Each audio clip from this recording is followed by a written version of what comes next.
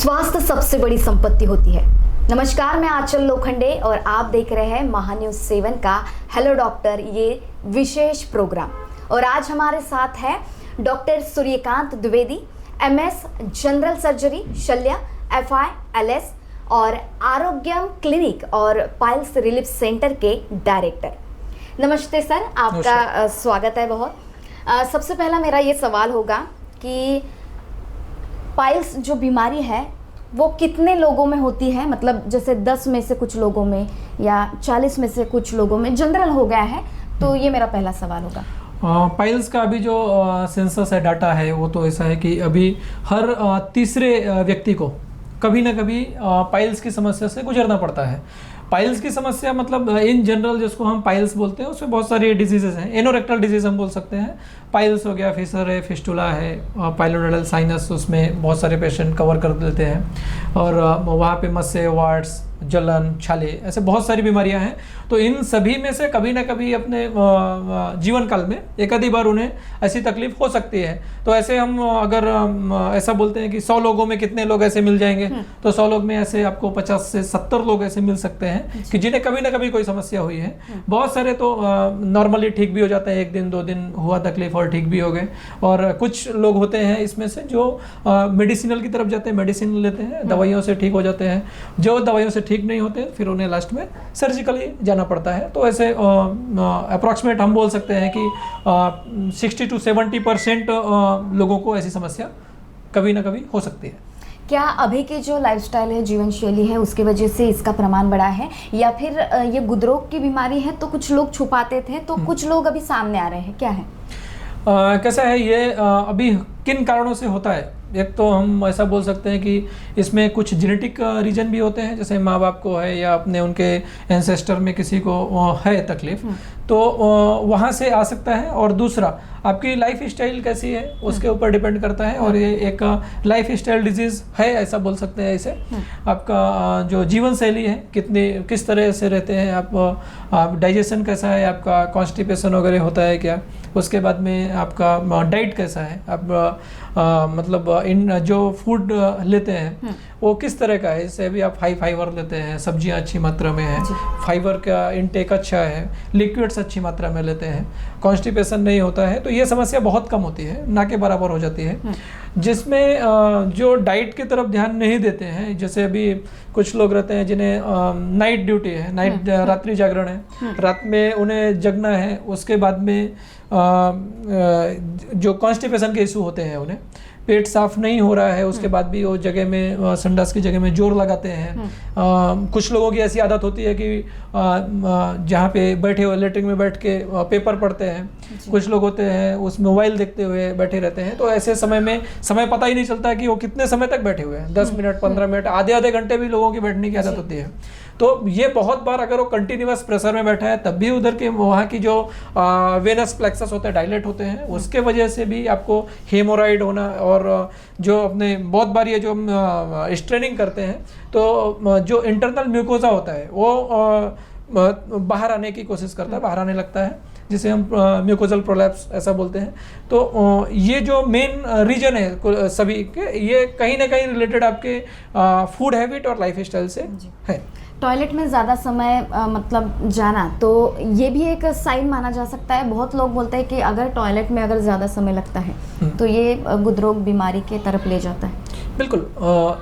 अभी जिनको कॉन्स्टिपेशन का तकलीफ नहीं है, जिन्हें पेट की कोई बीमारियां नहीं है, जिनका लाइफ स्टाइल दिनचर्या अच्छी है, ऐसे लोग जो होते हैं उन्हें विद इन 2 to 5 मिनट्स के अंदर मोशन होके वो बाहर भी आ जाते हैं। और जिन्हें कॉन्स्टिपेट होता है, कॉन्स्टिपेट मतलब आपके जो समझिए कि जहाँ से स्टूल निकल रहा है वो स्टक हो गया, चिपक गया, निकल नहीं रहा है उसे, तो जो भी लोग होते हैं वो क्या करते हैं, उसे निकालने की कोशिश करते हैं, जोर लगाते हैं। ये ह्यूमन नेचर है। नेचुरली जब होता है तो नेचुरली आपको विद इन 5 मिनट्स के अंदर आप बाहर आ रहे हैं, मतलब आपको कोई कॉन्स्टिपेशन नहीं है, कोई तकलीफ नहीं है। अगर आपको कॉन्स्टिपेट हो रहा है तो आप आधे घंटे, पौन घंटे भी लोग बैठते हैं।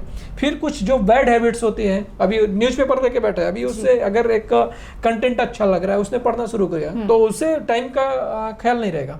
मोबाइल देख रहा है, उससे टाइम का ख्याल नहीं रहेगा, तो उसमें लंबे टाइम तक वो बैठे रह जाते हैं। जी। क्या सावधानियां बरती जाए जिससे ये बीमारी ही ना हो? क्या बचा जा सकता है ऐसे?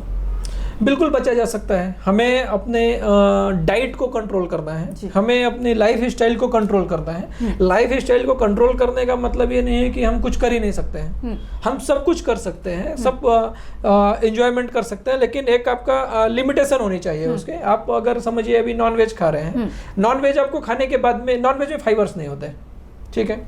आप उसके बाद में आप ब्रेड्स खाते हैं, मैदा खाते हैं, मैदे में फाइबर नहीं होता है, ठीक है। तो ऐसी जो चीजें हैं जिनमें फाइबर कम है, उसे कोशिश करना चाहिए कि हम कम खाएं, या फिर जब हम ऐसी चीजें ले रहे हैं उसके साथ में हम फाइबर का इंटेक उस समय बढ़ाएं, लिक्विड्स बढ़ाएं, प्रीबायोटिक्स बढ़ाएं। प्रीबायोटिक्स आपका जो नेचुरल प्रीबायोटिक आपको जो नेचर देता है हमें, एक दही है, छाछ बना के लोग उसका पीते हैं, ये है, ये काफ़ी अच्छे प्रीबायोटिक्स हैं।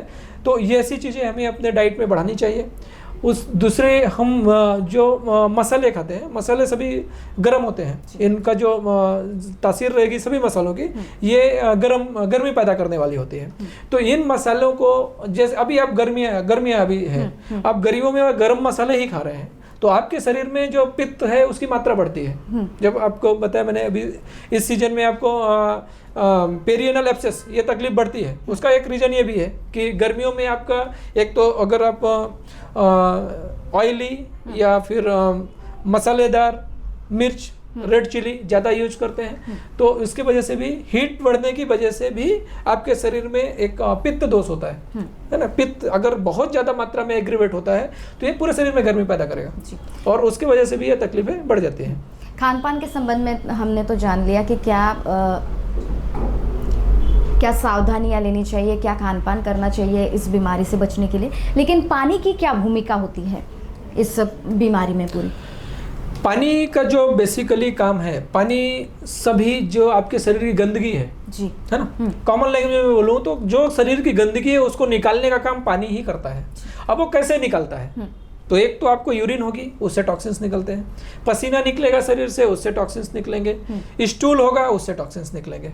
इन सभी चीज़ों से आपको जो अभी टॉक्सिन्स निकलना है, तो समझिए एक लिक्विड है या कोई कचरा पड़ा हुआ है, हमें उसे बाहर निकालना है, उसके लिए हमें फ्लश करना होता है। तो फ्लश होगा कैसे? शरीर से कैसे टॉक्सिन्स निकलेगा? आपके अगर हम जैसे अभी आपने खाना खाया तो सॉलिड फूड ही खाते हैं, सॉलिड के साथ में आप जैसे अभी दाल खाएंगे, ये लिक्विड है, रसेदार सब्जियां खाएंगे, ये लिक्विड है, ये भी एक पानी का प्रकार है जो लिक्विड मात्रा में जा रहा है।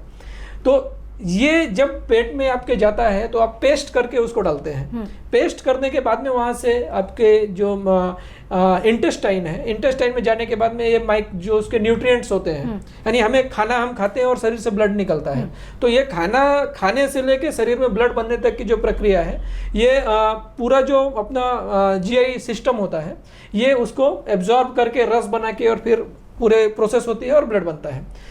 तो जब हम पानी की मात्रा अच्छी रहेगी, हमने खाना खा लिया, खाना पच गया, पचने के बाद में उसे नीचे जाना है, नीचे जाने के लिए आपको कुछ तो ऐसा चाहिए जो ऊपर से आए और जितना तेजी से उसे नीचे की तरफ फ्लश कर दे, वो काम पानी करता है। दूसरा, आपके जो वेस्टेज निकलते हैं किडनी से, तो किडनी में भी अगर पानी की मात्रा ज़्यादा है तो आपके टॉक्सिन्स कभी भी शरीर में कम होंगे, टॉक्सिन्स निकल जाएंगे। अदरवाइज अभी जैसे पेशेंट्स आते हैं किडनी स्टोन के, ये पानी जिनका इंटेक कम रहेगा। दूसरा, अब जो पानी कम लेते हैं इनके यूरिन हमेशा डार्क रहती है, उसके बाद में स्मेल ज़्यादा रहेगी, यूरिन में अमोनिया की गंध ज़्यादा आएगी।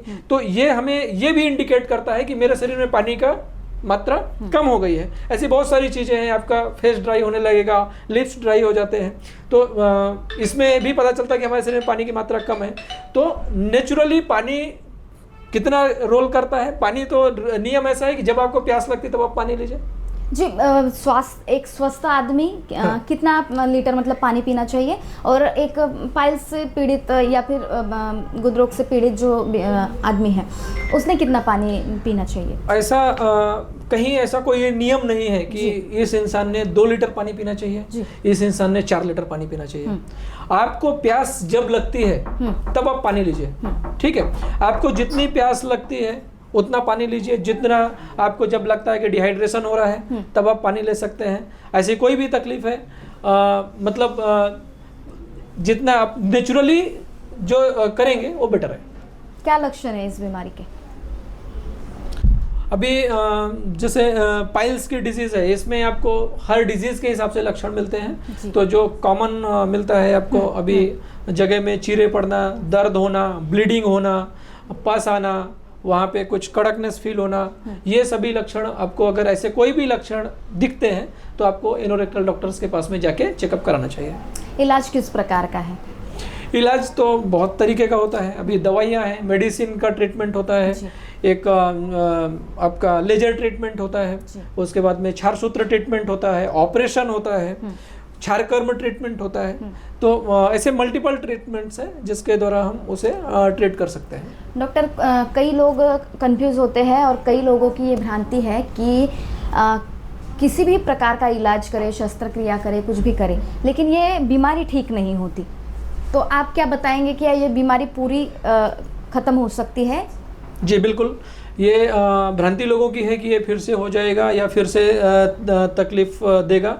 तो ऐसी कंडीशन में आपको जब बीमारी कम है, बीमारी ज़्यादा बढ़ी नहीं है, उस समय तो आप आराम से इसे दवाइयों से ठीक कर सकते हैं। बीमारी अगर थोड़ा बढ़ गई है या फिर ऐसी सर्जिकल कंडीशन है तो उस समय आप किसी भी सर्जन के पास में जाके, जो एनोरेक्टल में ट्रीटमेंट करते हैं, उनके पास में जाके दिखा सकते हैं।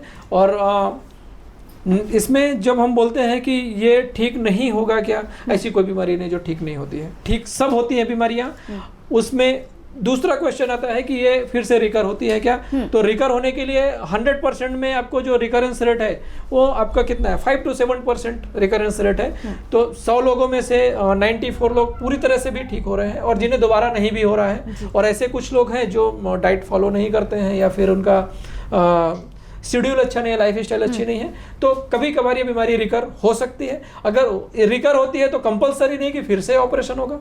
अगर आप समय रहते डॉक्टर को दिखाते हैं तो ऐसी बहुत सारी मेडिसिन है जो सिर्फ दवाइयों से या फिर आपके डाइट से ही उसे इम्प्रूव कर सकते हैं या ठीक कर सकते हैं। कहा जा सकता है कि जड़ से इलाज हो सकता है? जी बिल्कुल। किस प्रकार से किया जा सकता है? अभी आपको मैंने बताया जितने भी तरीके हैं ये सब उसी के लिए हैं। और अगर सभी से नहीं सुधरता है तो लास्ट में लेजर सर्जरी है, ऑपरेशन, उससे तो हम समूल उसे नष्ट कर सकते हैं। क्या मैसेज देना चाहेंगे दर्शकों को और क्या सावधानियां बरतने के लिए कहेंगे? सावधानियां यही है कि आप अच्छा खाइए, स्वस्थ रहिए, अच्छी लाइफ स्टाइल को इम्प्रूव करिए, थोड़ा मॉर्निंग वॉक करिए सुबह, इससे आपका हेल्थ अच्छा रहेगा। और हेल्थ अच्छा है तो सबसे बड़ा गेन है, हेल्थ इज़ वेल्थ। जी बिल्कुल। तो हेलो डॉक्टर के इस विशेष प्रोग्राम में हमारे साथ थे Arogyam clinic and piles relief centre के डॉक्टर सूर्यकांत द्विवेदी सर। और भी नए व्यक्तित्व से जुड़े रहने के लिए देखते रहिए महान्यूज़ 7। नमस्कार।